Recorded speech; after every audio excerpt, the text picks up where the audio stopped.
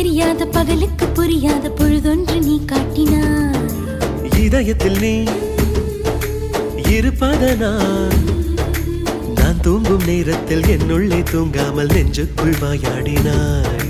கண்ணாடி நீ கடிகாரம் நான் உன்னுள்ளே ஓடோடி வாழ்வே. காதல் எனும் கடுதாசி நீ என்றென்றும் அன்புடன்